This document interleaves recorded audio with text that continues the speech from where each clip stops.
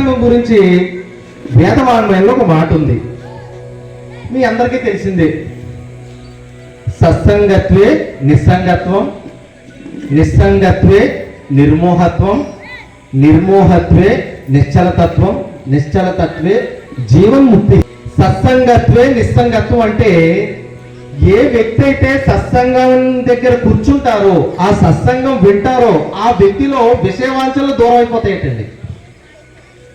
ప్రతి దాని పట్ల ఎక్కువగా ఆలోచన చేయడం, ప్రతి విషయం కూడా ఆ విషయవాంఛలు దూరం అవుతాయటండి. సత్సంగత్వే నిస్సంగత్వం, నిస్సంగత్వే నిర్మోహత్వం. మరి అలాంటి విషయవాంఛలు దూరమైనటువంటి వ్యక్తికి తర్వాత ఏమవుతుంది అంటే నిర్మోహత్వం. అహం, అహం అంటే నేను నాది అనేటువంటి భావన పోతుందటండి.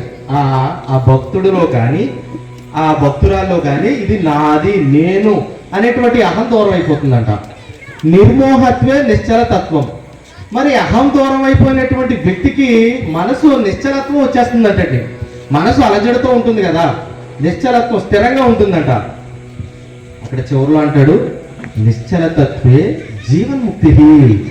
మనిషి ముక్తికి అర్హుడు అవ్వాలి అనంటే, మనిషి మోక్షానికి వెళ్ళాలి అనంటే ఇదిగో ఆ నిశ్చలత్వం కలిగినటువంటి మనసు ఎవరికైతే ఉంటుందో వారు ముక్తికి అర్హులవుతారు. కాబట్టి వీటన్నింటికి ప్రధానమైనది ఏంటి? సత్సంగం.